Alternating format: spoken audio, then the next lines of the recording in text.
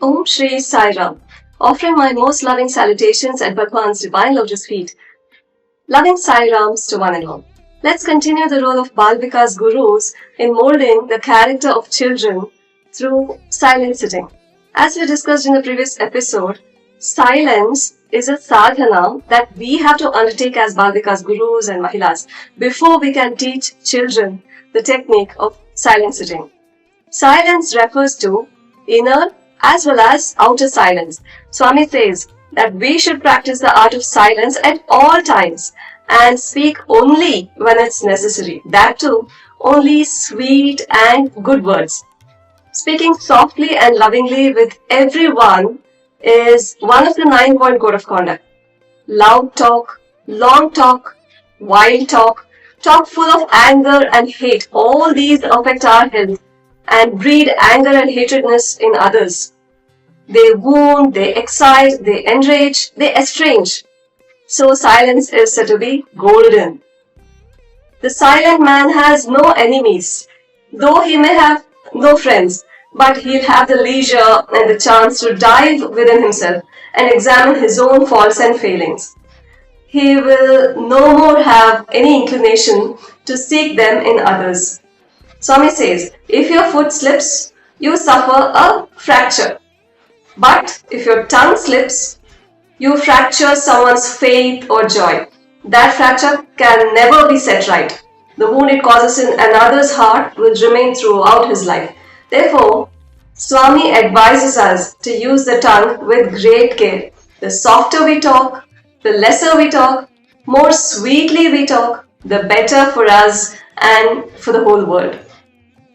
We need not escape into a forest to attain silence or to have an uninterrupted spiritual practice. We can make the place where we are, we can make our own home a citadel of silence. When the mind withdraws from the external world, the tongue also becomes silent and all the senses follow suit. That is genuine silence. When we practice silence, we can easily experience peace of mind.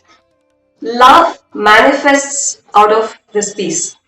So silence is the speech of a spiritual seeker.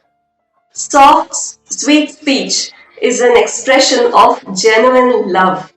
The scriptures also say, they advise us to speak the truth, speak pleasantly. Simply because the statement will be welcome to the hearer, Swami advises us, don't speak to win others' approval. If speaking the truth will cause grief or pain, keep silent. The Bhagavad Gita also declares that the best speech is the speech that doesn't create pain or anger or grief to others. Anudvegakaram vakyam satyam priyahitam chayat swadhyayabhyasanam chaiva Vangmayam tapa uchyate. Swami says that our speech needs to pass the triple filter test. Satyam, Priyam, Hitam. These are the 3 filters. Before speaking, ask yourself whether what you are speaking is Satyam, truth, or just a gossip. Priyam, Is it pleasant or pleasing to the one whom it's addressed? Hitam, is it beneficial to the listener or to you? If your answer is no to all these, then remain silent. This is called Vangmayam Tapas or Vachika Tapas. Talk sweetly without anger. Don't boast of your scholarship or attainments. Be humble, eager to serve, and conserve your speech. Practice silence. That will save you from gossips, idle thoughts, and factions. We can certainly talk when it becomes necessary, but it is not always necessary to talk and use words when it's not required. So Swami says, silence is the only language of the realized. Swami advises us to practice moderation in speech, and that will help us in many ways. It will develop love, because most of the misunderstandings and factions that we see around arise only because of carelessly spoken words. Swami says that the tongue indulges in 4 major sins, that is, telling lies, gossiping, backbiting, and excessive articulation.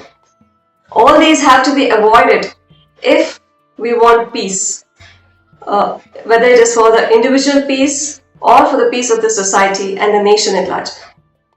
The bond of brotherhood will be strengthened if people speak less and speak sweetly. That's why our scriptures, our shastras, prescribe silence as a vow, Mauna Vratam, for spiritual aspirants or sadhakas. We are all spiritual aspirants at various stages in the road leading to God. And so this discipline is valuable for us also. There is a Chinna Katha narrated by Swami. A hermit was deeply engrossed in the contemplation of God. He had vowed to speak truth always. Lord Ishvara wanted to test him. So, Ishvara assumed the form of a hunter and started chasing a deer, which hid in a bush which was very close to the hermitage because it was very afraid of the hunter. So the hermit noticed this. And then what happened? The hunter came to this hermit and asked the whereabouts of the deer. And the hermit was in a dilemma because he couldn't feign ignorance and say that he had not seen the deer, as that would amount to uttering a lie.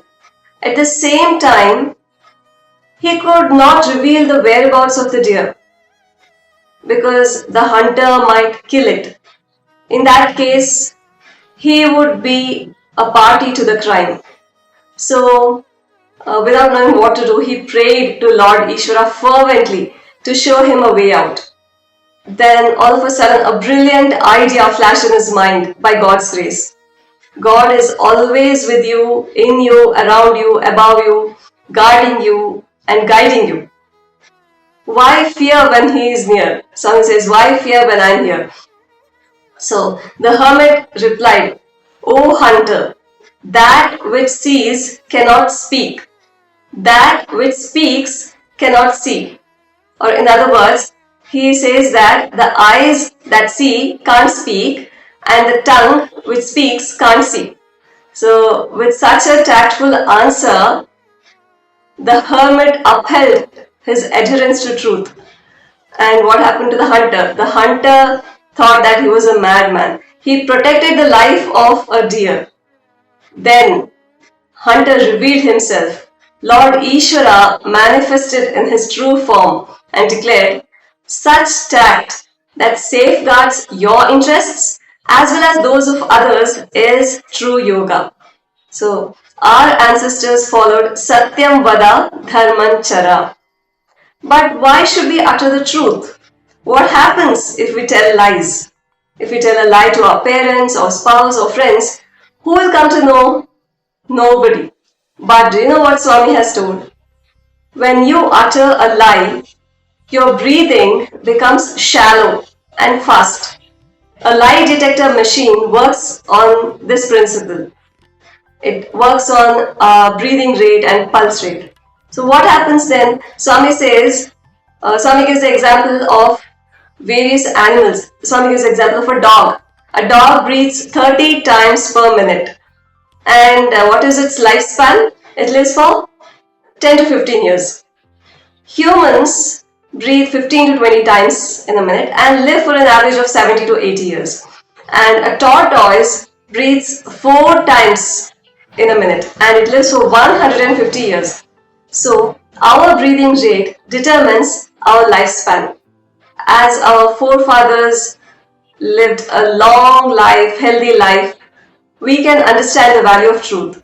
So whenever we catch ourselves telling lies, let's remind ourselves that we are reducing our lifespan unnecessarily for silly reasons. Even doctors agree that shallow breathing is the cause of many diseases. So if you want a healthy life, a long life, then you have to speak the truth. Satyam vada dharmam chara. This is what we are going to teach our Bal Vikas children. Children learn to speak the truth, speak softly and lovingly with others. And they will learn the technique of silent sitting very early in life. So silent sitting is about inner silence and also outer silence. So based on their age group, we have different ways of silent sitting for children. We have visualization techniques such as a joy ride, deep breathing exercises, form meditation, light meditation, that is Jyotir Dhyanam, Nama Japam, chanting Omkar, and so many different ways of maintaining silence. So let us understand how these techniques help in the all-round personality development to achieve a healthy and a happy life in our next episode. Thank you all. I offer all these words at Bhagwan's divine lotus feet. Jai Sai Ram.